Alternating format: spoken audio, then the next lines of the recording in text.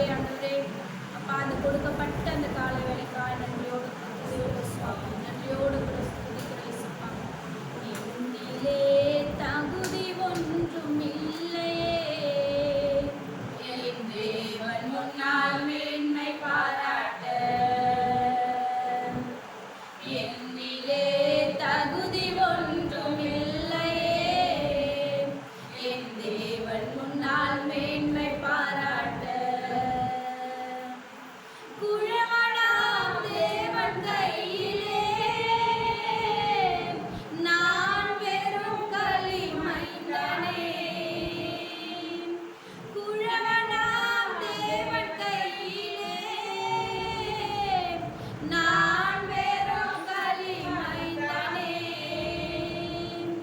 வளைபவரும் வழி நடத்தும் தேவனே என்னை வாழ வைத்து அன்பு நடத்தும் தேவனே.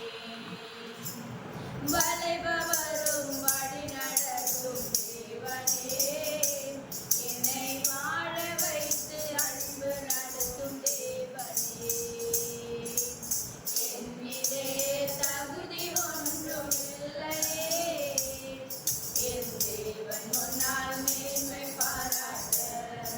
ஆமாண்டவரே இந்த தகுதி இல்லாதவர்களை எங்களை எடுத்து ஆண்டவருடைய வார்த்தையை கொடுக்கும்படி ஆண்டவரே அப்பா அந்த 7வது மாதத்துல கூட இந்த 1ஆம் நாளில கூட எங்களை கொண்டு வந்து சேர்த்ததற்காக நன்றி சுவாமி. அப்பா ஆண்டவரே இந்த நாளில கொடுக்க போற இந்த வார்த்தையை உடைய கரத்துல ஒப்பு கொடுக்குறாண்டவரே.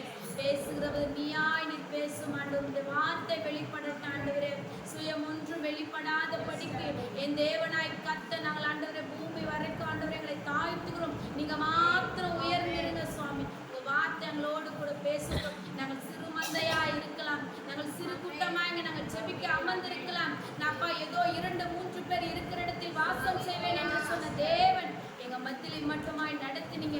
அப்பா இந்த வார்த்தையை கூட நீங்க கொடுத்தாண்டவரை நாங்கள் திருப்தியாய் கடந்து போக எங்களுக்குள்ள இருக்கிற எல்லா குறைவுகளை நிறைவாய் நீங்க மாற்றி அப்பா எங்களை நீங்க ஆண்டவரை ஆசீர்வதித்து வழி நடத்த போறதற்காக நன்றி. பெரிய பெரிய காரியங்கள் செய்யும். துதிய கன மகிமும் ஒருவருக்கே சொல்லுகிறேன். மாறாத இயேசு கிறிஸ்து நாமத்தின் நல்ல பிதாவே. அல்லேலூயா அல்லேலூயா அல்லேலூயா அல்லேலூயா அல்லேலூயா அல்லேலூயா. 6 மாதங்கள தேவன் நம்மளை எப்படி கண்மணியை போல பாதுகாத்தார். இந்த 7வது மாதத்துல கூட தேவன் நம்மள என்ன பண்றாரு கொண்டு வந்து யாருக்கும் கிடைக்காது இந்த ஸ்லாக்கியம். ஆனாலும் தேவன் நம்ம ஒவ்வொருவருக்கும் கொடுத்திருக்கிறார். நம்ம தேவனுக்கு நம்ம எப்படி இருக்கணும்? நன்றி சொல்கிற பிள்ளைகளா இருக்கணும். ஏன்னா தேவன் வந்து நம்ம கிட்டத்துல எதையும் எதிர்பார்க்கறது இல்லை.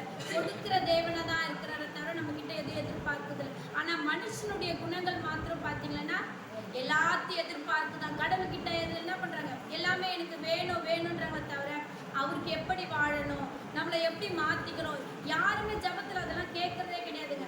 ஆனா தேவன் வந்து எப்படி இருக்கிறாரு? எதிர்பார்ப்பில்லாத தேவனும் கொடுக்கிற தேவனுமா இருக்கிறார். இன்னைக்கு நம்ம பார்க்க போற தலைப்பு வந்து பாத்தீங்கன்னா குணஸ்தாலியான ஸ்திரியை குறிச்சுதான் நம்ம பார்க்க போறோம். அப்போ ஒரு குணஸ்தாலின்னா என்னது? குணம் நிறைந்தவளா இருக்கிறாங்க.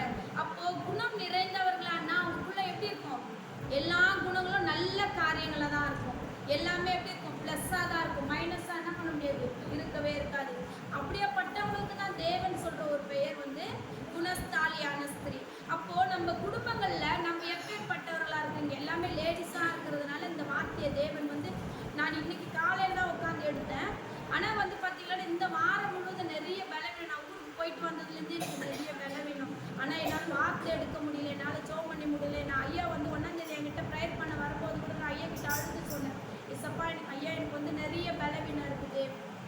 நான் எங்க ஜபத்துக்கு போனாலும், நான் எங்க ஜபத்துக்கு போய் நின்னாலும் நான் கீழே விழுந்துருவேன். நான் இன்னைக்கு ஃபுல்லா உற்சாகமா ஜெபம் பண்ணுவேன், உற்சாகமா பாடுவேன், ஆராதிப்பேன், துதிப்பேன். ஆனாலும் என்ன பண்ணுவேன்? லாஸ்டா யார்கிட்ட ஜெபம் பண்ண போனா நான் கீழே விழுந்துருவேன். எனக்கு அது ஒரு என்ன ஆகும்? அது ஒரு மைனஸாவே இருந்துச்சு. நான் தேவன் கிட்ட நிறைய கேட்பேன். நான் ஊருக்கு போனேன், அங்கேயும் அந்த வீட்டில் ப்ரேயருக்குன்னு போனேன். அவர்கிட்ட சொல்றாங்க, அவர் சொல்லும் போது பார்த்தீங்கன்னா எனக்கு மனசு ரொம்ப கஷ்டமா இருந்துச்சு. உனக்குள்ள வந்து பார்த்தீங்கன்னா நிறைய என்ன இருக்குது? பிசாசின் கிரியை உள்ள அடங்கியிருக்கு. உனக்கு தெரியாது. நீ ஜெபிக்கிற ஜெபம் என்ன பண்ணல? கேட்கப்படல. அது தடையா நிற்குது உனக்குள்ள அப்படின்னு சொல்லிட்டு அவர் நிறைய சொன்னார். அது மூலியமா நான் என்ன பண்றேன்? நிறைய எதிர்ப்புகளை சந்திக்கிற குடும்பத்துக்கு ஆசீர்வாதத்துக்கு தடையா என்னது? அதுதான். ஆனாலும் என் தேவன் நான் பிறந்த நாள் முதல் இந்த நாள் வரைக்கும் என் தாயின் கருத்து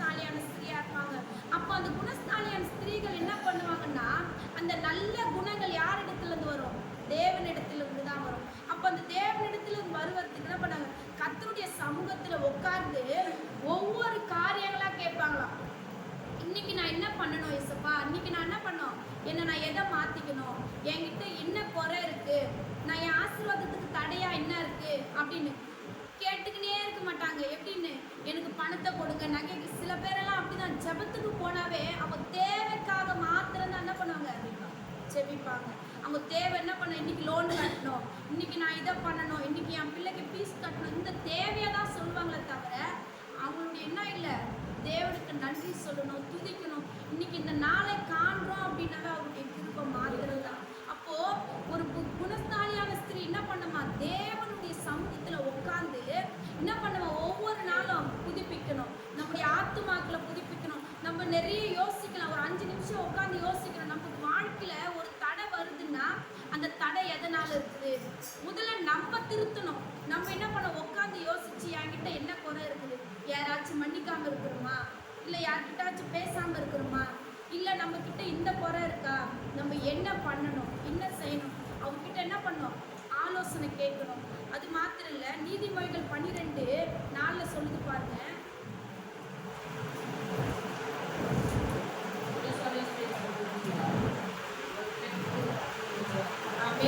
குணஸ்தாலியான ஸ்திரீ என்ன பண்றாங்க, கண்டுபிடிக்கிறவன் யார், எப்படி இருக்கிறாங்க,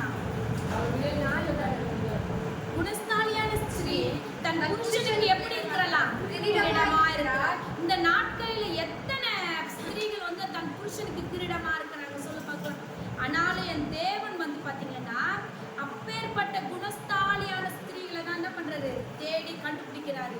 அப்போ குணஸ்தாலியான ஸ்திரீ தன் புருஷனுக்கு எப்படி இருக்கிறார், அவங்க கணவருக்கு வந்து கிரீடமா இருக்கிறார். அப்போ ஒரு கணவருக்கு நம்ம கிரீடமா இருக்கும் பொழுது நம்ம வாழ்க்கை, நம்ம நடக்கை, நம்முடைய செய்கைகள், நம்முடைய எண்ணங்கள், நம்முடைய சிந்தைகள் எப்படி இருக்கணும், எல்லாமே பரிசுத்தமா இருக்கணும், நம்முடைய நேர்மையா இருக்கணும். எல்லா காரியமும் எப்படி இருக்கணும், ஒரு உண்மையான ஒரு பாதையில நம்ம நடக்கும் பொழுது அப்போ நம்மளுக்கு என்ன இருக்கும், பேர்பட்ட பெயர்கள் எல்லாம் வழங்க போகணும். நம்மளுக்கு குணஸ்தாலியான ஸ்திரீ அது சும்மா கிடைக்க முடியுமா, நல்லவன்ற ஒரு பேர் வாங்க எவ்வளோ நாள் ஆகும், ரொம்ப நாள் ஆகும். அதை வாங்கணும்னா ஏதோ செய்யணும், ஆனால் அது உண்மையாக இருந்தால் தான் அந்த பேர் கிடைக்கும். பொய்யை என்ன வேணாலும் செய்யலாம், அது ரொம்ப நாளைக்கு நிலைக்கணும்னா நிலைக்காது. ஆனால் அதே தான் ஒரு வீடு கட்டணுன்னாலும் அதுக்கு ரொம்ப லேட் ஆகும், இடிக்கணும்னா 5 நிமிஷம். அந்த மாதிரி தான் வாழ்க்கையும். நம்ம புருஷர்களுக்கு நம்ம கிரீடமாக தேவன் கொடுத்துருக்கிறார். அப்போது நம்ம என்ன பண்ணணும், ஃபஸ்ட்டு நம்ம கிட்ட இருக்கிற குடும்பத்தை நம்ம என்ன பண்ணணும், நடத்தக்கூடிய ஞானத்தை கேட்கணும், பிள்ளைகளோட பேச ஞானத்தை கேட்கணும். ஒவ்வொரு நாளும் என்ன பண்ணணும், எனக்குள்ள என்னன்னா என் பையன் வந்து என்கிட்ட ஒரு கேள்வி கேட்டான், எங்கள் கூட தான் நீ படுக்கிற, ஆனால் நீ காலையில் எழுந்திருக்கிற, எங்களுக்கு எல்லா வேலையும் செய்கிற, எப்படி செய்கிற அப்படின்னு சொல்லிட்டு என்ன கேட்டான். அதுக்கு நான் சொன்னேன், நான் வந்து ஜெபம் பண்ணுறேன், நைட்டில் படுக்கிறதுக்கு முன்னாடி ஏசப்பா நான் காலையில் எழுந்துக்கணும், நான் ஜெபம் பண்ணுறேன், ஏசப்பா என் ஜெபத்தை கேட்குறேன். அன்னைக்குலேருந்து இன்னைக்கு வரைக்கும் அவன் என்ன பண்ணுறான், அவனுக்கு பைபிள் படிக்க தெரியுதா என்னன்னு எனக்கு தெரியாது, ஆனால் கூட்டுறான். ஸ்கூல்லேருந்து வந்தோடனே செல்லு பார்க்குறது இல்லை, ஹோம்ஒர்க் முடிக்கிறான், டெஸ்ட்டுக்கு படிக்கிறான், அதுக்கப்புறம் என்ன பண்ணுறான், சாப்பிட்றான், பைபிள் எடுக்கிறான். அவனுக்கு என்ன வசனம் தெரியும்னு எனக்கு தெரியாது, ஆனால் எடுக்கிறான். மம்மி இதை நான் என்ன படிக்கணும், லாஸ்ட்டாக படுக்கும் போது நான் என்ன ஜெபம் பண்ணணும், படுக்கிறதுக்கு முன்னாடி என்ன பண்ணுறான், அந்த வேதத்தை வாசிச்சுட்டு அதை ஜெபம் பண்ணிட்டு படுக்கிறான். அதுக்கு சர்மி வந்து நீ காலையில் வரணும் என்கிட்ட மறுபடியும் டெஸ்ட்டுக்குன்னா, ஜெபம் பண்ணிட்டு படுத்தா போதும். மம்மிலாம் அப்படிதான் ஜெபம் பண்ணிட்டு படுத்துட்டு காலையில் ஏற்றுக்குது இல்லை, ஆனால் நான் படுத்தா போதும், ஏசப்பா என்னை சீக்கிரமாக எழுப்புவார். 2 முறை டெஸ்ட் பண்ணுறான். 6 மணிக்கு எழுந்துச்சு, மம்மி நீ சொன்னது ரொம்ப இதுவும் மம்மி.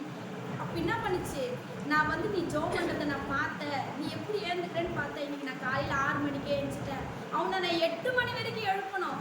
எழுப்பி அவன் ஸ்கூலுக்கு எத்தனை மணிக்கு போவோம், 9 மணிக்கு பெல்லெல்லாம் அடிச்சிருவோம், மிஸ்ஸெல்லாம் கூட திட்டுவாங்க, ஏன் அவனை லேட்டாக வரான். அவன் எப்போ வேதத்தை வந்து அவனுக்கு படிக்க தெரியுதோ இல்லையோ, அப்போ வந்து வீட்டில் இருக்கிற நம்ம எப்படி இருக்கணும்னா முன்மாதிரியாக இருக்கணும்.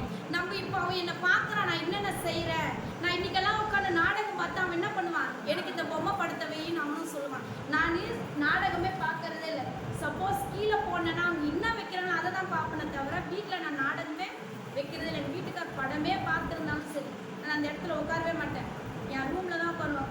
5 நிமிஷம் ஏதாச்சும் ஃபோன் பேசுவேன், அப்படி இல்லாச்சும் என்ன பண்ணுவேன், வேதத்தை உட்கார வச்சு தியானிப்பேன், அவ்வளோதான். அப்போது நமக்குள்ள நல்ல கிரியைகள் இருக்கும் பொழுது குடும்பத்தில் என்ன பண்ணும், நல்ல காரியங்கள் எல்லாம் வெளிப்படும். அதுவே நீதிமொழிகள் 31 பார்க்கலாம்.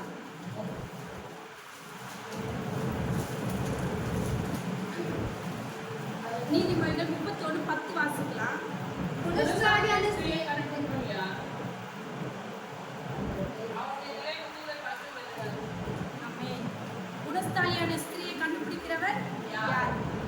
விலை எப்படி இருக்குதா? முத்துக்களை பார்க்கிறோம். இப்போ ஒரு நகை வாங்கணும்னா நம்மளால வாங்க முடியுமா? ஆனா முத்துக்களை என்ன பண்றாரு? நமக்கு நிகரா வச்சிருக்கிறார் கடவுள். எல்லாரும் அல்லேலூயா சொல்லலாமா? அல்லேலூயா. தேவன் வந்து பார்த்தனா விலை உயர்ந்த முத்துக்களை பார்க்கிறோம். எப்படி இருக்கிறாளா? கண்டுபிடிக்கிறவர்கள் யார்? இந்த காலத்துல பெண் பார்க்க போறோம். இப்ப நம்ம பெண் பார்க்க போகிறவங்க இவங்க நல்ல குணமுள்ளவர்களா இருக்கிறாங்களா? நல்ல நடக்கையானவர்களா இருக்கிறாங்களா? நல்ல ஜெபிக்கிற மகளா இருக்கிறாங்களா? என் குடும்பத்தை தலைமுறையா கடந்து செல்கிறவர்களா இருக்கிறாங்களான்னு யாருன்னா பாக்குறோமா? அதெல்லாம் பாக்குறது இல்ல. முதல் போன உடனே என்ன பண்றோம்? நம்ம பெருமையை குறிச்சு பேசுறோம். போன உடனே என்ன பண்றோம்? எனக்கு இவ்வளவு சொத்து இருக்குது, என் பையன் இவ்வளவு சம்பளம் வாங்குவான், என் என்ன பண்ணுவேன், என் வீட்டுல இத்தனை நல்லா இருக்குது, எப்படி இருக்கு, இப்படிதான் என்ன பண்றோம்? நம்ம பெருமையை குறிச்சு பேசுறோம். அந்த இடத்துல கூட நம்ம என்ன பண்றோம்? மகள் நல்லா ஜெபிப்பாங்களா? காலையில எந்திரிப்பாங்களா? எங்களுக்கு அதுதான் வேணும், எங்களுக்கு சொத்து வேணாம், நீங்க எவ்வளவு நகை போடுங்க, இதெல்லாம் நம்மளுக்கு தேவையில்லை. குணஸ்தாலியான ஸ்திரியை என்ன பண்றோம்? கண்டுபிடிக்கிறவன் யார்? நம்ம இந்த நாட்களில வாழ்கிறோம், கடைசி நாட்களில் வாழ்கிறோம். இந்த காலத்துல எல்லா பெண்கள் எப்படின்றாங்க? 10 மணிக்கு எழுந்திருக்கிறாங்க, 9 மணிக்கு எழுந்திருக்கிறாங்க. அதெல்லாம் யாருடைய தப்பு அப்படின்னா பெற்றோர்களுடைய தப்பு தான். அந்த நாட்களில் நாங்களும் வாழ்ந்தோம்னா 5 மணிக்குள்ள எழுந்திரிக்கணும், 5 மணிக்குள்ள எந்திரிக்கணும். அப்போ வந்து ஏசப்பெல்லாம் அந்த அளவுக்கு தெரியாது, ஏதோ சர்ச்சுக்கு போவோம், ஜோம் பண்ணுவோம், அவ்வளோதான். அந்த நாட்களிலே கூட சரி, எத்தனை மணிக்கு படுத்தாலும் எத்தனை மணிக்கு எழுந்திரிச்சு இந்த வேலையை நீ தான் செய்யணும், இந்த வேலையை நம்ம தான் பண்ணணும் அப்படின்ட்டு ஒரு இது வரும்போது நம்ம குடும்பம் என்ன பண்ணும்? நம்ம பார்த்து இப்போ அம்மா செய்கிறாங்க, ஆயா செய்கிறாங்க அப்படின்னு நம்ம என்ன பண்ணுறோம்? படிப்படியாக போகிறோம். இந்த நாட்களில் இந்த வேதம் சொல்லுது, குணஸ்தானியான ஸ்திரியை கண்டுபிடிப்பவன் யார்? அவருடைய விலை எப்படி இருக்குதா? முத்துக்களை பார்க்கிறோம் விலை உயர்ந்ததா இருக்குது. அப்போ அந்த முத்துக்களை நம்ம பெறணும்னா நம்ம என்ன பண்ணணும்? இப்படிப்பட்ட நடக்கைக்குள்ள நம்ம என்ன பண்ணணும்? அதை தேடணும். தேடி என்ன பண்ணணும்? அறிவுள்ளவளா இருக்கணும், குடும்பத்தை நடத்தக்கூடிய ஞானம் நிறைந்தவளா இருக்கணும் அப்படின்னு சொல்லிட்டு என்ன பண்ணணும்? அதை பார்க்கணும். அதுல ஒரு ஸ்திரீனா அந்த ஸ்திரியை குறிச்சுதான் அதில் பார்க்கணும். 31 ஃபுல்லா அது அந்த புருஷன் சொல்ற அது 11 வாசிக்கலாம். அவன் புருஷனுடைய இருதயம் அவரை நம்பும், அவன் சம்பத்து குறையாது. சம்பத்து குறையாது. அவன் புருஷனுடைய இருதயம் என்ன பண்ணும்? அவ எது செஞ்சாலும் நம்பும். அவ கெட்டதே பண்ணாலும் அது என்ன பண்ணும்? அது நம்பும். ஏன்னா அவ அந்த மாதிரி செய்ய மாட்டா, அவங்க நல்லவங்க அப்படின்னு சர்டிஃபிகேட் யார் ஃபர்ஸ்ட் நம்மளுக்கு கொடுக்கணும்? ஃபர்ஸ்ட் நம்ம குடும்பம் தான் கொடுக்கணும். நம்ம குடும்பத்தில் இருக்கிறவங்க தான் நம்மளுக்கு என்ன பண்ணணும்? சர்டிஃபிகேட் கொடுக்கணும். இவங்க நல்லவங்க. எங்கள் ஒய்ஃபெல்லாம் அதை சொல்ல மாட்டாங்க. பக்கத்தில் இருக்கிறவங்களே சண்டை போட்டாங்க, ஏதோ தூக்கி போட்டாங்கன்னா கூட எங்கள் ஒய்ஃப் என்ன பண்ண மாட்டாங்க? அதெல்லாம் போட மாட்டாங்க, செய்ய மாட்டாங்க. அப்போ நம்ம பிள்ளைகள் இடத்திலோ, நம்ம குழந்தைகள் இடத்திலோ, நம்ம குடும்பத்தில் இடத்திலோ, நம்ம மாமியார்கள் இடத்திலோ நம்ம எப்படி இருக்கணும்? குணஸ்தாலியான ஸ்திரியா இருக்கணும். நம்ம மாமியார் எப்பேற்பட்டவங்களா கூட இருக்கலாம், நம்ம மருமக எப்படிப்பட்டவளா இருக்கலாம். நம்ம கிட்ட இருக்கிற அந்த குணங்களை என்ன பண்ணோம்? அவங்க பார்த்து உடனே அவங்கள மாத்திக்கிற குணங்களா இருக்கணும். நம்ம என்ன பண்ணுங்க? அவங்க பின்னாடி நம்ம போகக்கூடாது. நல்ல குணங்களை தேவன் நம்ம கிட்ட கொடுத்தாங்கன்னா அது நம்ம என்ன பண்ணோம்? மற்றவங்களுக்கு அந்த குணங்களை கொடுக்கிறவர்களா இருக்கணும். மற்றவங்க கிட்ட வாங்கிக்கிறவங்களை என்ன பண்ணக்கூடாது? இருக்கக்கூடாது. அவள் உயிரோடு இருக்கும் நாளெல்லாம் அவளுக்கு தீமை அல்ல நன்மையே செய்கிறாள். குடும்பத்திற்கு என்ன பண்றா? நன்மையை மாத்திரம் செய்யறா. இந்த வேதத்தை ஃபுல்லா, அந்த அதிகாரத்தை ஃபுல்லா வாசிக்கும் போது அவங்க என்ன பண்றாங்க? இருட்டோட எழுந்திருக்கிறாங்க. அவங்க வீட்டு காரியம் எப்படி இருக்குதுன்னு ஒழுங்கு பாக்குறாங்க. இந்த காலத்துல யாருங்கெல்லாம் வெடிகால எழுச்சி குடும்பத்துல இவங்க என்ன சாப்பிடுவாங்க, இன்னைக்கு என்ன செய்வாங்க, இவங்களுக்கு என்ன பிடிக்கும், இந்த காலத்துல யார் செய்யறாங்க? யாருமே செய்ய மாட்டாங்க. காஃபி பிடிக்கும்னா கூட இல்லை எனக்கு கால் வலிக்குது, கை வலிக்குது, என்னால் முடியாது அப்படின்ற சொல்கிற சமயத்தில் நம்மளுக்குள்ள மாற்றங்கள் இல்லாமல் நம்ம என்ன பண்ண முடியாது? மாற்றங்கள், ஆசீர்வாதங்களை பெற முடியாது. தேவன் தெளிவாக சொல்கிறார். முத்துக்கள்னா அது வந்து வாங்கணும்னா எவ்வளோ கோடி கணக்கலாம். அந்த முத்துக்களுக்கு என்ன பண்ணுறார்? நம்மளை சமமிடுறார். அப்படிப்பட்ட காரியங்களை நம்மளுக்குள்ள என்ன பண்ணணும்? நம்ம இது பண்ணணும். அப்போ வந்து இந்த லாஸ்ட் பார்க்கலாம், 28 வாசிக்கலாம். அவள் பிள்ளைகளை எழுப்பி அவளை பாக்கியவதி என்கிறார்கள். அவள் புருஷனும் அவளை பார்த்து அநேக பெண்கள் குணசாலிகளாக இருந்ததுண்டு, நீயும் அவர்கள் எல்லாருக்கும் மேற்பட்டவள் என்று அவளை புகழ்கிறான். ஆமென். அப்போ பாருங்க, குடும்பத்தில் அவ்வளோ பேர் சாட்சி கிடைக்குது அந்த மகளுக்கு. அப்போ நம்மளுடைய காரியங்கள் காலையில எந்திரிச்சதுலேருந்து நம்ம மாலையில தூங்குற வரைக்கும் நம்ம ஒவ்வொன்றும் என்ன பண்றாங்க? நம்ம வீட்டில் இருக்கிறவங்க பார்க்குறாங்க தான். இப்போ நான் ஒரு கெட்ட வார்த்தை நான் பேசுறேன்னா அந்த குழந்தை அந்த மறுபடியும் அதே கெட்ட வார்த்தை தான் பேசும். நம்மளுக்கு எப்பேற்பட்ட குணங்களாக இருந்தாலும் நம்ம ஜெபிக்கும் பொழுது, ஒரு ஸ்திரியானவள் தேவனிடத்தில் உட்கார்ந்து ஞானத்தை கேட்டு பெற்றுக்கொண்டு நடக்கும் பொழுது தேவன் என்ன பண்றது? எல்லாவற்றும் கொடுக்க வல்லமையா இருக்கிறார். நிறைய பேர் அலங்காரம் பண்ணிப்பாங்க, நகை போட்டுப்பாங்க, லிப்டிக் இதெல்லாம் போட்டால் நான் அழகா தெரிவேன் அப்படின்னு சொல்லிட்டு நினைப்பாங்க. வீட்டில் நான் அழகா தெரிஞ்சு போனா அவங்க ஒய்ஃப் என்ன பண்றாங்க, அழகா இருக்கிறாங்க. அந்த பேர் வேணா நம்மளுக்கு எப்படியப்பட்ட இதுவா இருக்கணும். 30 வாசிக்கலாம். சௌந்தரியம் நீ வஞ்சனை உள்ளது, அழகும் நீ கர்த்தருக்கு பயப்படுகிற ஸ்திரீயை புகழப்படுவார். ஆமென். முதலாவது நம்ம ஸ்திரீகளுக்குள்ள என்ன இருக்கணும், கர்த்தருக்கு பயப்படுகிற பயம் நமக்குள்ள இருந்துச்சுன்னா எல்லாராலும் என்ன பண்ணுவோம், நம்ம புகழப்படுவோம். நம்ம அழகா இருக்கிறதுனால வேணாம், நம்ம அறிவா இருக்கிறதுனால வேணாம். அந்த அறிவுன்றது கொஞ்ச நாளைக்கு தான். அந்த அழகு வந்து வீண் தான். அந்த அழகு வந்து நம்ம லாஸ்ட் வரைக்கும் மண்ணில் போற வரைக்கும் இருக்குன்னா இருக்காது, குறிப்பிட்ட ஸ்டேஜ் வரைக்கும் தான். நம்ம வந்து இப்போ இந்த 29 வயசுல நான் இப்படி இருக்கிறேன்னா இதே வயசுல வரைக்கும் நான் அழகா இருப்பேன்னா நான் யோசிக்க மாட்டேன். நிறைய வந்து அப்பெல்லாம் லிப்டிக் போட்டேன், லிப்டிக் போடாமலாம் எல்லாம் போட்டேன். அதுக்கப்புறம் வேதத்தை படிக்க இது வந்து நிரந்தரம் இல்லை, இது எனக்கு என்ன இல்லை, நிரந்தரம் எனக்கு இல்லை. சில நேரத்தில் என்ன பண்ணுவேன், கம்பளெல்லாம் கூட கட்டிடுவேன் எப்பாச்சு. அப்படி தான் யோசிப்பேன், எசப்பா இது எனக்கு நிரந்தரம் இல்லை, நிரந்தரமானதை மட்டும் என்ன பண்ணோம் நான் பிடிச்சிக்கணும், நிரந்தரமானதை மட்டும் நான் உங்கள் சமூகத்தில் தேடணும். நான் தேவைக்காக ஜோம் பண்ணுறதை காட்டிலும் அவருடைய தேவை என்று ஜோம் பண்ணுறது தான் அதிகமாக இருக்குது. அப்படின்ற சமயத்தில் நம்மளும் என்ன பண்ணலாம், தேவனுடைய சமூகத்தில் காத்திருந்து உட்கார்ந்து எசப்பா இந்த நாள் முழுவதும் நடத்த எனக்கு ஞானத்தை கொடுங்க, குணஸ்தாலியான ஸ்திரியை போல நாங்கள் வாழணும். அந்த நீதிமொழிகள் 31 சொல்லுறதை போல அப்பேற்பட்ட குணஸ்தாலியான ஸ்திரீகளை நாங்கள் வாழணும்னு சொல்லிட்டு நம்ம உட்கார்ந்து தேவனிடத்தில் திருத்தி நம்ம என்ன பண்ணலாம், நம்ம குற்றங்கள் பாவங்கள் நம்ம செய்கிற நம்ம இந்த நாளில் இது வரைக்கும் செய்யலாம். இன்னைக்கு வார்த்தையை கேட்டுருக்கோம், இன்னைக்கு போய் என்ன பண்ணுறோம், ஒரு தீர்மானத்தோடு தேவனுடைய சமூகத்தில் எசப்பா நான் குணஸ்தாலியான ஸ்திரியா நடக்க நான் என்ன பண்ணணும், இந்த நாளை நான் ஒப்பு கொடுக்குறேன் அப்படின்னு சொல்லிட்டு நம்ம ஜெபம் பண்ணி தேவனிடத்தில் ஒரு நல்ல அந்த 31 நீதிமொழிகள் 31 சொல்கிற அந்த குணஸ்தாலியான ஸ்திரியை போல வாழ்வோம். தேவனுடைய ராஜ்யத்தில் என்ன பண்ணுவோம், நம்ம சுதந்திரத்தை ஒரு சாட்சியா நம்ம என்ன பண்ணணும், நம்ம உலக பிரகாரமான அழகுக்காக இல்லை, கர்த்தருக்கு பயப்படுகிற ஸ்திரியா நம்ம புகழப்பட்டு நம்ம என்ன பண்ணலாம், ஆசீர்வாதமாய் வாழலாம். கண்களை முடிச்சிருக்கலாம். ஏசப்பா ஆண்டவரே, அந்த சங்கீதம் ஆண்டவரே நீதிமொழிகள் 31 ஆண்டவரே சொல்லுகிற ஸ்திரியை போல நாங்கள் ஒவ்வொருவரும் அப்பா ஆண்டவரே உங்களுடைய சமூகத்தில் நாங்கள் காணப்பட என் தேவனாய் கர்த்தர் இந்த நாளில் கூட எங்களுக்கு இருக்கிற குறைகள், எங்களுக்குள்ள இருக்கிற எல்லா குற்றங்கள் பாவங்கள் சாபங்கள் எல்லாவற்றையும் எடுத்து போட்டு நன்மையான காரியங்கள், சமாதானத்துக்குரிய காரியங்கள், நல்ல நல்ல காரியங்கள் நாங்கள் பெற்றுக்கொள்ள அப்பா தொடர்ந்து வருகிற நாட்களில் கூட பேசக்கூடிய ஞானத்தையும் கிருபையை நீங்கள் கொடுத்து நடத்தும். பெரிய காரியங்களை செய்யும்.